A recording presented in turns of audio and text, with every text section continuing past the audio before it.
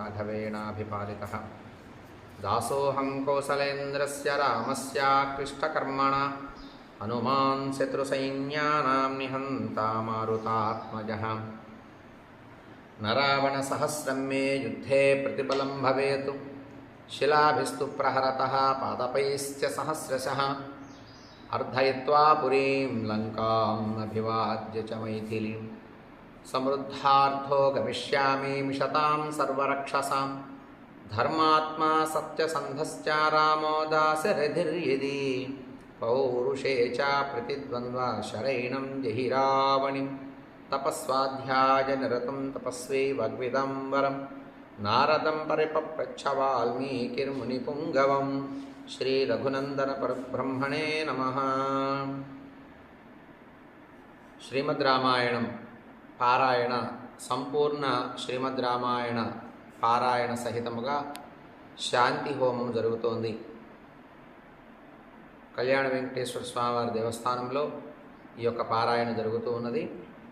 దేవస్థానం పరిసర ప్రాంతాల్లో ప్రస్తుతం నెలకొన్నటువంటి రెవెన్యూ సంబంధమైనటువంటి భూ వివాద సంబంధమైనటువంటి సమస్యలు ఇక్కడ ప్రజల మధ్య రావటం వల్ల అవన్నీ అతి త్వరగా సమసిపోయి ప్రజలు సస్యశ్యామలంగా సుభిక్షంగా ఉండేటట్లుగా ఈ ప్రాంతమంతా కూడా అభివృద్ధి అతి త్వరగా అయ్యేటట్లుగా ఈ యొక్క రామాయణ ఫలితాన్ని ఆశిస్తూ రామచంద్రస్వామిని ప్రార్థన చేస్తూ సంపూర్ణ రామాయణం అనగా బాలకాండ నుండి ఉత్తరకాండ వరకు రోజుకి ఒక సర్గ చొప్పున పారాయణ చేస్తూ హోమం చేయటం అనేటటువంటి కార్యక్రమాన్ని నిర్వహిస్తూ ఉన్నాం. ప్రస్తుతం దశమ సర్గలో ఉన్న బాలకాండ దశమ సర్గలో ఈ సర్గలో ఋష్యశృంగుడు అంగదేశానికి వచ్చుట, అతడు శాంతను వివాహమాడుట అనేటటువంటి సందర్భం ఈ యొక్క సర్గలో మనకు కనబడుతూ ఉన్నది. నిన్నటి సర్గలో దశరథ మహారాజు అశ్వమేధ యాగం చేద్దాము అని అనుకున్న సందర్భంలో సుమంత్రుడు దశరథ మహారాజుకి ఒక కథలాగా జరిగినటువంటి సందర్భాన్ని చెప్పటం జరుగుతుంది. మహారాజా, పూర్వంలో మహర్షులంతా కూడా మాట్లాడుకుంటూ ఉన్న సందర్భంలో మహర్షుల గోష్ఠిలో నేను కొన్ని విషయాలు విన్నానయ్యా.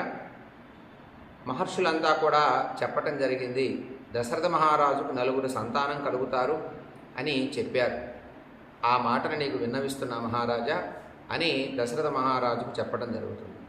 దశరథ మహారాజు అది ఎలా సాధ్యం అవుతుంది, వారు ఏమనుకున్నారు అనే విషయాలు సుమంత్రుడిని అడగటం జరుగుతుంది. అప్పుడు సుమంత్రుడు ఋష్యశృంగుడు కథ గురించి చెప్పటం, విభండక మహర్షి కుమారుడు ఈ ఋష్యశృంగుడు. మహారాజా, ఈ ఋష్యశృంగుడిని ఒకానొక సమయంలో అంగదేశానికి తీసుకురావడం జరుగుతుంది. అంగదేశంలో రాజు చేసినటువంటి మహాపాపం దోషం వల్ల రాజ్యం అంతా కరువు కాటకాలతో బాగా బాధపడేటటువంటి సమయంలో ఈ యొక్క మహర్షిని తీసుకొస్తే ఈ యొక్క అంగదేశం సస్యశ్యామలంగా అవుతుంది మహారాజా అని చెప్పగా మహారాజు ఆజ్ఞాపించి ఎందరో మహానుభావుల్ని పండితుల్ని పంపించి ఋష్యశృంగుని తీసుకురావటం, తన రాజ్యంలో ఉంచటం, తన కుమార్తె అయినటువంటి శాంతను ఇచ్చి వివాహం చేసిన తర్వాత ఆ మహర్షి అక్కడే ఉండిపోవటం, ఆ తర్వాత ఆ మహర్షి అయోధ్యకి కూడా రావటం జరుగుతుంది. ఆ మహర్షి నిర్వహించినటువంటి యాగం ద్వారా దశరథ మహారాజుకు సంతానం కలుగుతారు అని మహర్షులు చెప్పుకున్నారు అని సుమంత్రుడు దశరథ మహారాజుకి నిన్నటి సర్గలో చెప్పటం జరిగింది. అది ఎలాంటి సందర్భం ఉన్నదో, మనకి ఋష్యశృంగుడు అంగదేశానికి ఎలా వచ్చారు, శాంతని ఎలా వివాహం చేసుకున్నారు అనేటటువంటి సందర్భం మనకి పారాయణలో కనబడుతుంది. మనం పారాయణ చేసుకుందాం. శ్రీరామచంద్ర పరబ్రహ్మణే నమః. సుమంత్రశ్చోదితో రాజ్ఞా ప్రోవాచేదం వచస్తదా యథర్ష్యశృంగస్త్వానీతః శృణు మే మంత్రిభిः సహ. దశరథ మహారాజు సుమంత్రుణ్ణి అడిగాడు. అడిగిన సందర్భంలో సుమంత్రుడు సమాధానం చెప్తున్నాడు. ఎలా ఋష్యశృంగుణ్ణి తీసుకొచ్చారు అంగదేశానికి, ఎలా తీసుకొచ్చే విధానంలో ఎటువంటి ఆలోచనలు చేశారు అవన్నీ చెప్పడం మొదలుపెట్టాడు సుమంత్రుడు దశరథ మహారాజుకి. రోమపాదమువాచేదం సహామాత్యః పురోహితః ఉపాయో నిరపాయోయామస్మాభిరభిచింతితః. అమాత్యులలో అమాత్యులను పురోహితుల్ని అంగదేశ రాజు అయినటువంటి రోమపాదుడు ఇలా చెప్పడం జరిగింది. అపాయం లేనటువంటి ఉపాయం ఏదైనా ఆలోచించండి అయ్యా, ఆలోచిస్తే వెళ్ళి ఋష్యశృంగుని తీసుకొని రావచ్చు అని పురోహితులు అమాత్యులంతా కూడా రోమపాదుడితో చెప్పారు. మహారాజు కదా రోమపాదుడు. ఋష్యశృంగో వనచరస్తపః స్వాధ్యాయ సంయుతః అనభిజ్ఞః స నారీణాం విషయాణాం సుసఖ్యచ. ఋష్యశృంగుడు ఎప్పుడూ అడవుల్లోనే సంచరిస్తూ ఉంటాడు. ఎప్పుడూ తపస్వాధ్యాయాలు బాగా తెలిసినటువంటి వాడు, ఆచరించేవాడు. అతడికి స్త్రీ సుఖం తెలియదయ్యా, అసలు స్త్రీ ఎలా ఉంటుందో కూడా తెలియదు. విషయాల పట్ల, సుఖ విషయాలు, భోగ విషయాల పట్ల అతనికి తెలియదు, అవగాహన లేదు, ఎప్పుడూ అనుభవించలేదు.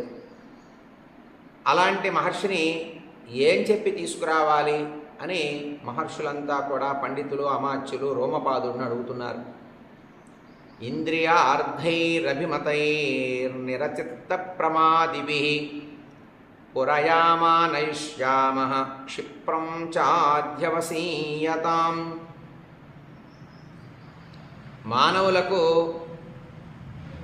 అభిమతాలు కొన్ని ఉంటాయి, అలాగే వారి మనస్సుని బాధ పెట్టేవి కొన్ని ఉంటాయి. ఇంద్రియాలచే కొన్ని లోబెట్టుకోవచ్చు, పట్టణాలను తీసుకురావచ్చు, వారికి రకరకాల విషయాలు తెలియచేయవచ్చు. ఇలా చేస్తే మనస్సు ఏదైనా మారి రావచ్చు. ఇది మనుషుల యొక్క స్వభావం. మనసు బాధ పెట్టే పరిస్థితితో ద్వారా కూడా వారిని తీసుకురావచ్చు. సుఖాలు అనుభవించే విషయాల పట్ల కూడా కొన్ని చెప్పి వారిని తీసుకురావచ్చు అని ఒక ఆలోచన చేస్తూ ఉన్నారు. మరి వీటిల్లో ఏది చేయమంటారో మహానుభావ మహారాజా నిశ్చయించండి అని ఈ అమాత్యులు రోమపాదుని అడుగుతున్నారు. ఋష్యశృంగుణ్ణి తీసుకురావటం ఎలా అంగదేశానికి అనేటటువంటి సందర్భంలో. గణికాస్తత్ర గచ్చంతు రూపవత్యః స్వలంకృతాః ప్రలోభ్య వివిధోపాయైరానేష్యంతీహ సత్కృతాః. సౌందర్యవంతులైనటువంటి స్త్రీలు చక్కగా అలంకరించి వారిని బాగా సత్కరించి అక్కడికి పంపించండి. వారు అనేక విధాలైనటువంటి ఉపాయాల చేత అతన్ని లోపెట్టుకొని ఆ మహర్షిని తీసుకొచ్చేటటువంటి ప్రయత్నాన్ని చేయగలరు. సౌందర్యవతులైనటువంటి స్త్రీలు, చక్కటి ఆలోచనాత్మకమైనటువంటి సందర్భం కలిగినటువంటి స్త్రీలని గనక పంపిస్తే వారి ఉపాయం చేత ఆ ఋష్యశృంగుడు ఇక్కడికి తీసుకొచ్చే అవకాశం ఉంటుంది. ఋష్యశృంగుడిని ఈ సౌందర్యవతులైన స్త్రీలు. శ్రుత్వా తథేతి రాజా చ ప్రత్యువాచ పురోహితం పురోహితో మంత్రిణశ్చ తథా చక్రుశ్చతే తదా. ఆ మాటలన్నీ విన్నారు. అలా చేయండి అన్నాడు మహారాజు. చెప్పినట్టు చేయండి అయ్యా అని చెప్పాడు, అనుమతించాడు. పురోహితులందరూ కూడా, అమాత్యులు పురోహితులంతా కూడా సరే ఈ సలహా బాగుంది, కొంతమంది సౌందర్యవతులు, మేధావి స్వభావం కలిగినటువంటి వాళ్ళు, మంచి ఆలోచన స్వభావం కలిగినటువంటి స్త్రీలను పంపిద్దామని ఒక నిర్ణయానికి వచ్చారు ఋష్యశృంగుణ్ణి అంగదేశానికి తీసుకురావటానికి.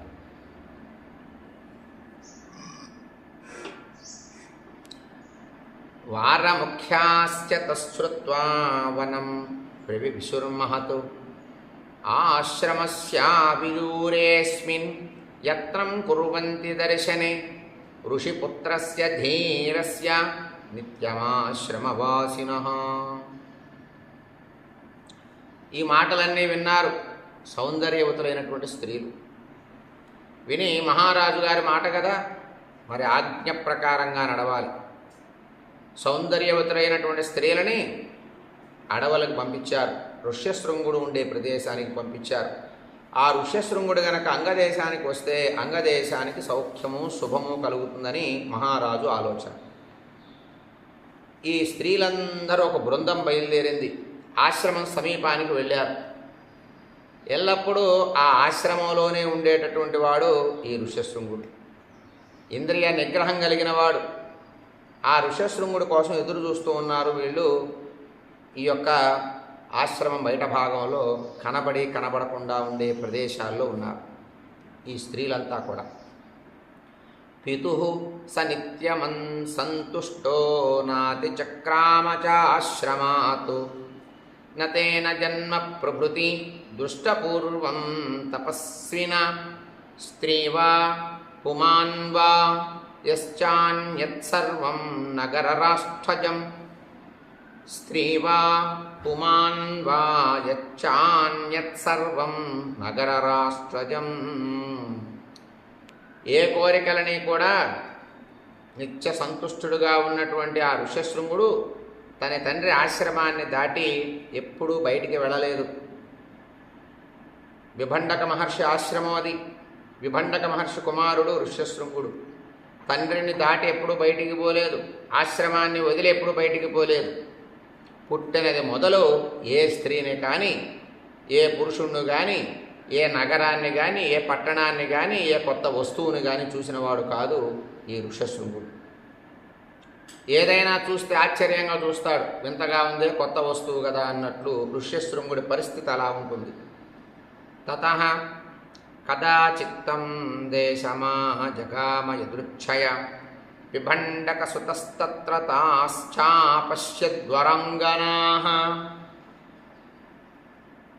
ఒకనాడు ఋష్యశృంగుడు అనుకోకుండా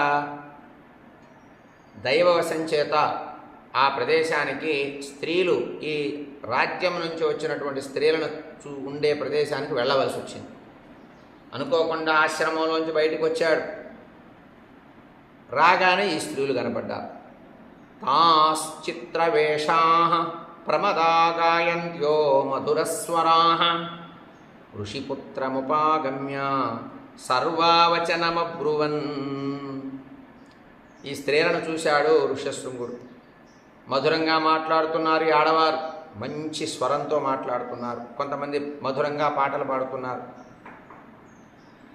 ఆ ఋష్యశృంగుడిని చూడగానే అందరూ బయటికి వచ్చారు. ఋష్యశృంగుడితో ఇలా మాట్లాడుతున్నారు ప్రేమగా, మధురంగా, చక్కటి భాషతో.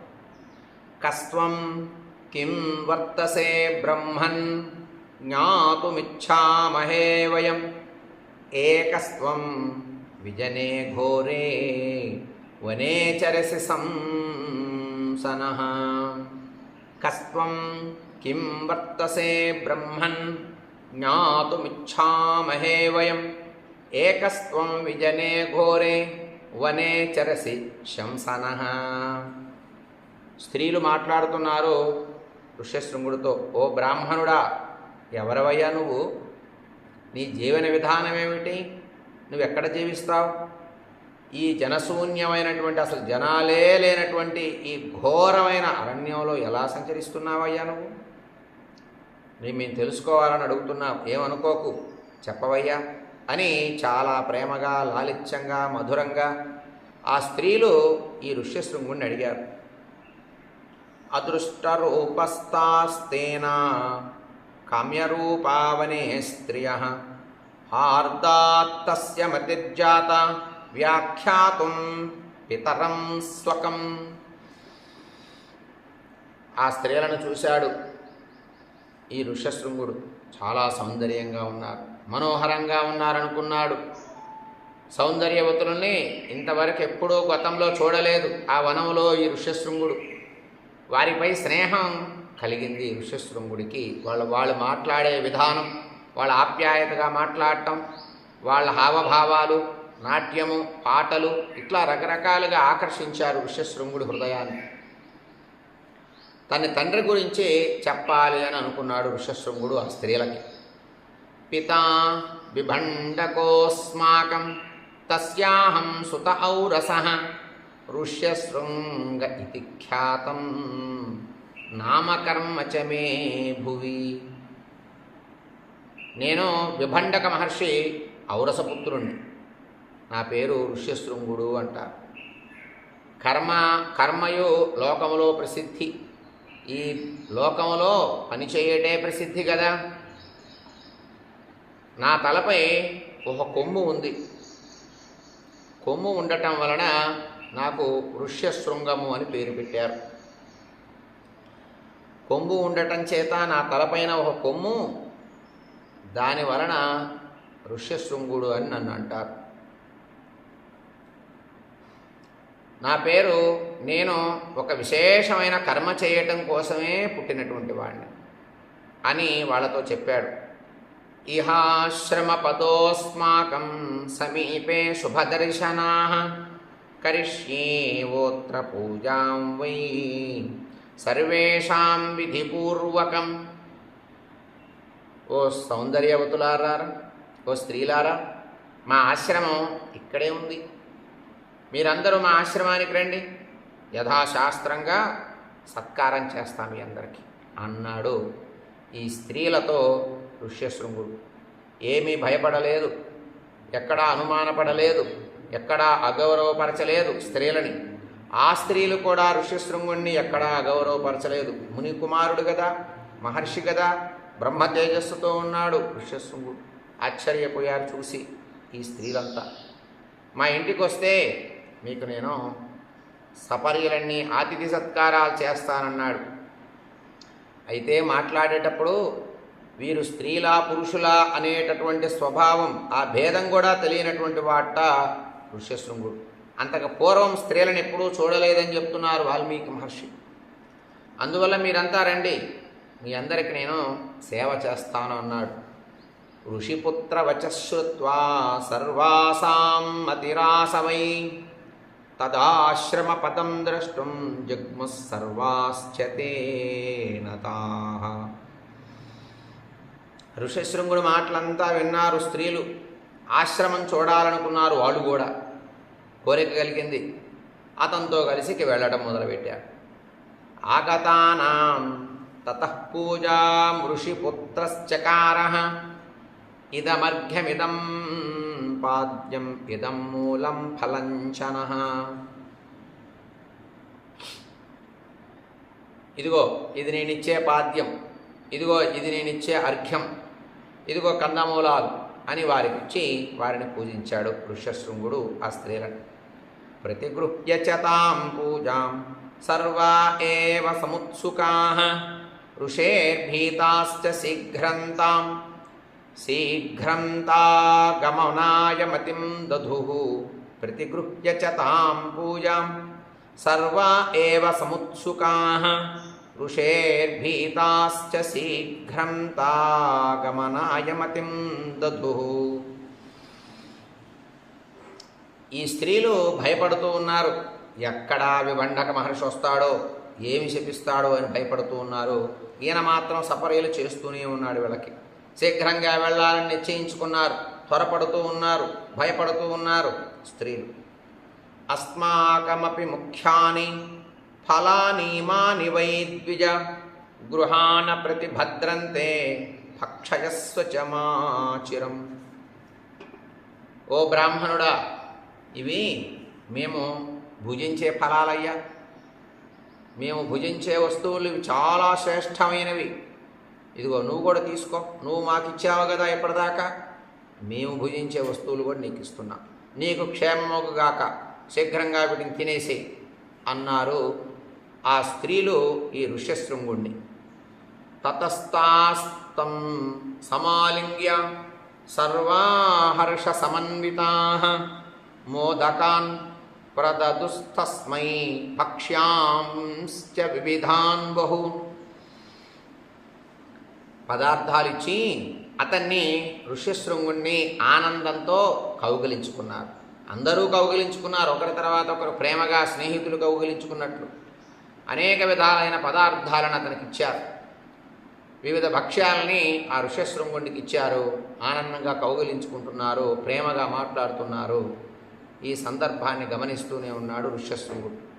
తాని చాస్వాద్య తేజస్వీ ఫలానీతి స్మ మన్యతే అనాస్వాదిత పూర్వాణి వనే నిత్య నివాసినాం. బ్రహ్మ తేజస్సుతో విరాజిల్లుతూ ఉన్నాడు ఋష్యశృంగుడు. ఎప్పుడూ వనంలోనే ఉండేవాడు. పూర్వం ఎప్పుడూ కూడా అలాంటి రుచి కలిగినటువంటి పదార్థాలు తినలేదు ఆ ఋష్యశృంగుడు.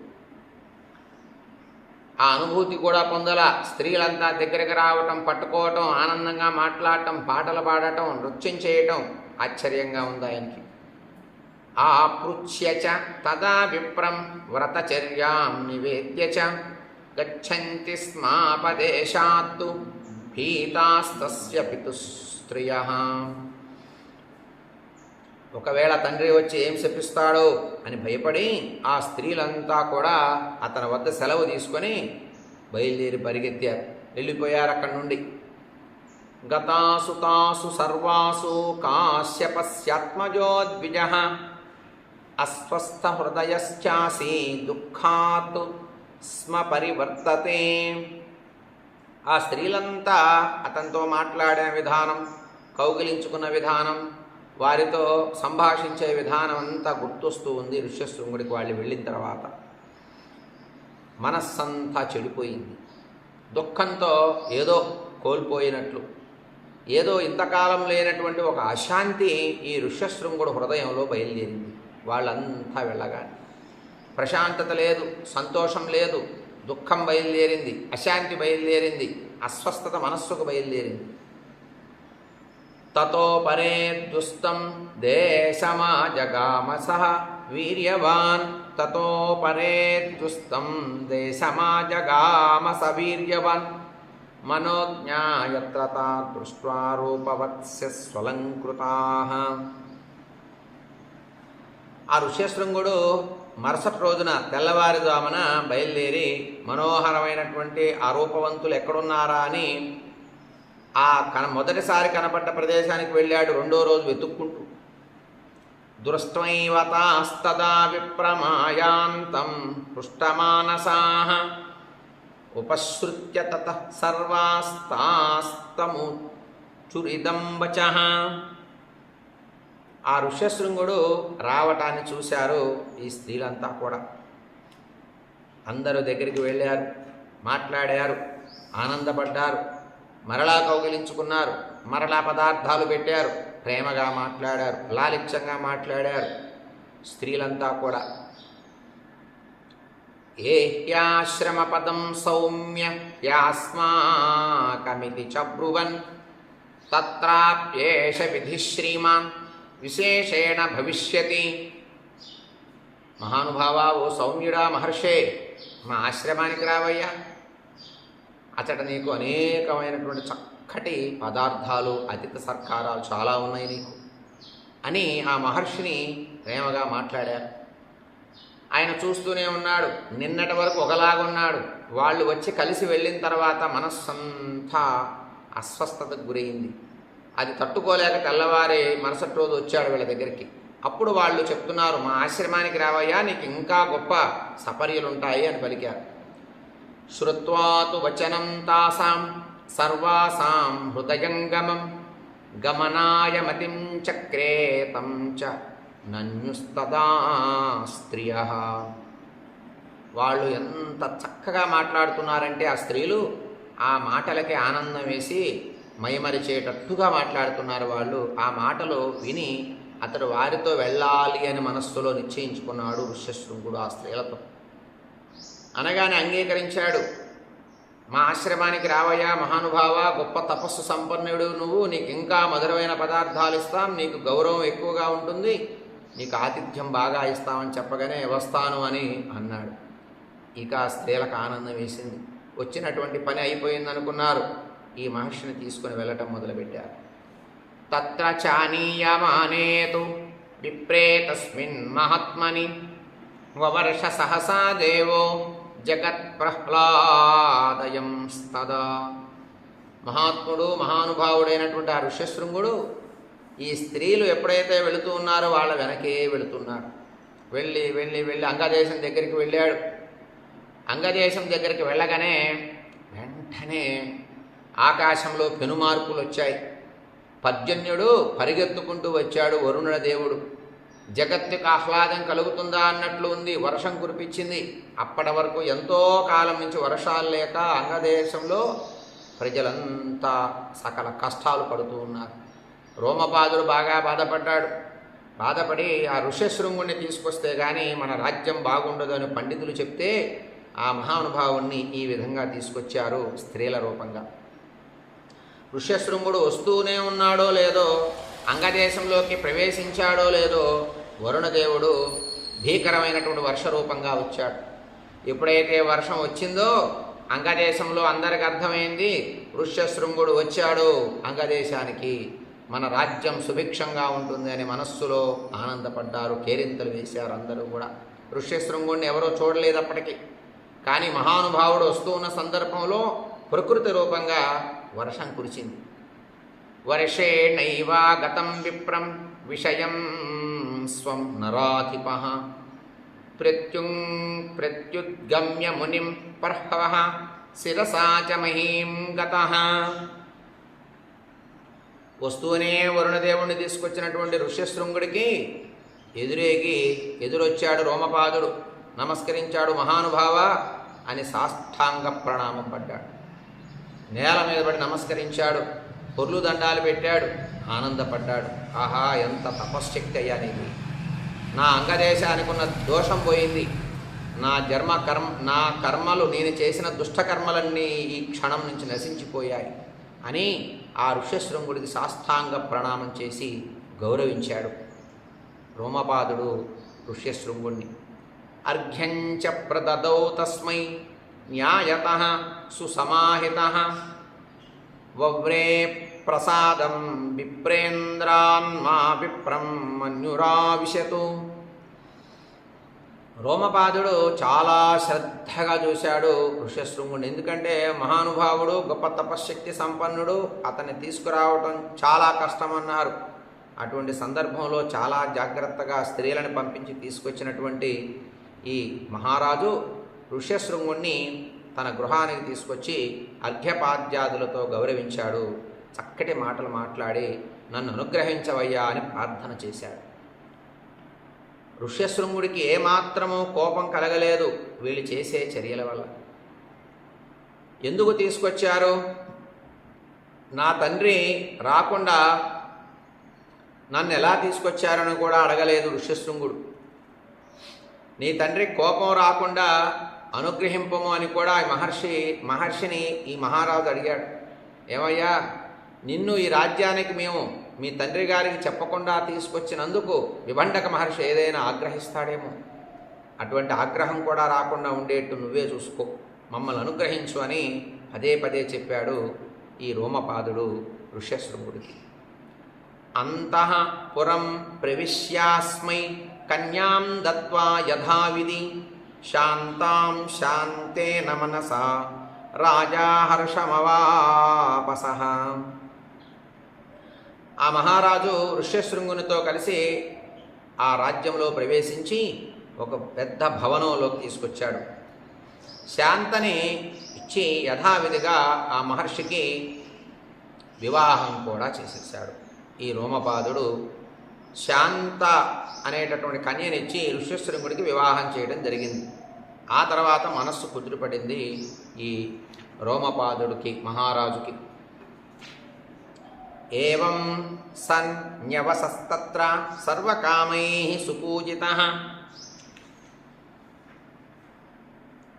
ఈ విధంగా ఆ మహర్షి ఋష్యశృంగుడు ఈ అంగదేశంలో ఉన్నాడు. వివాహం చేసుకొని శాంతని చాలా కాలం గడిచిపోయింది.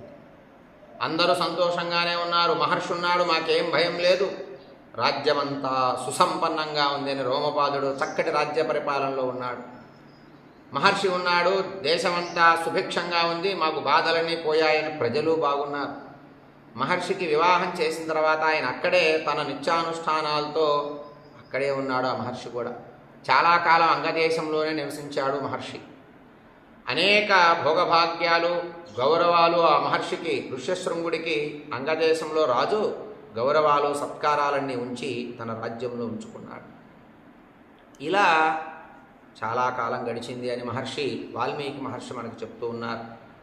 ఇత్యార్షే శ్రీమద్ రామాయణే ఆదికావ్యే బాలకాండే దశమః సర్గః సంపూర్ణం. ఈ సర్గలో ఋష్యశృంగుడు అంగదేశానికి రావటం మనకు కనబడుతూ ఉంది. ఇక ఏకాదశ సర్గ అనగా 11వ సర్గలో సుమంత్రుని ఉపదేశం ప్రకారం దశరథుడు అంగదేశానికి వెళ్ళటం, రోమపాదుని ఒప్పించి శాంతని ఋష్యశృంగుణ్ణి అయోధ్యకు తీసుకొచ్చుట అనేటటువంటి సందర్భం మనకి 11వ సర్గలో కనబడుతుంది. రేపు మనం పారాయణ చేసుకుందాం. ఏవమే తత్పురావృత్తమాఖ్యానం భద్రమస్తు వహం ప్రవ్యాహరత విశ్రబ్ధో బలం విష్ణో ప్రవర్ధతాం లాభస్తేషాం జయస్తేషాం కుతస్తేషాం పరాభవః ఏషామిందీవరస్యామో హృదయే సుప్రతిష్ఠితః కాలే వర్షతు పర్జన్య పృథివీ సస్యశాలినీ దేశోయం క్షోభరహితో బ్రాహ్మణా సంతు నిర్భయాః కావేరీ వర్ధతాం కాలే కాలే వర్షతు వాసవః శ్రీరంగనాథో జయతు శ్రీరంగశ్రీశ్చ వర్ధతాం స్వస్తి ప్రజాభ్యః పరిపాలయంతాం న్యాయేన మార్గేణ మహిం మహీషాః గోబ్రాహ్మణేభ్యః శుభమస్తు నిత్యం లోకాః సమస్తాః సుఖినో భవంతు మంగళం కోసలేంద్రాయ మహనీయ గుణాబ్ధయే చక్రవర్తి తనోజాయ సార్వభౌమాయ మంగళం వేద వేదాంత వేద్యాయ మేఘశ్యామలమూర్తయే పుంసాం మోహనరూపాయ పుణ్యశ్లోకాయ మంగళం మంగళాశాసనపరైర్మదాచార్య పురోగమైః సర్వైశ్చ పూర్వైరాచార్యే సత్కృతాజాస్తు మంగళం. రాజా రామచంద్ర ప్రభు की जय, सीता माता को जय, लक्ष्मण स्वामी की जय, पवन सुत हनुमान की जय, वाल्मीकि महर्षि की जय, नारद महर्षि की जय, ब्रह्मदेव को जय.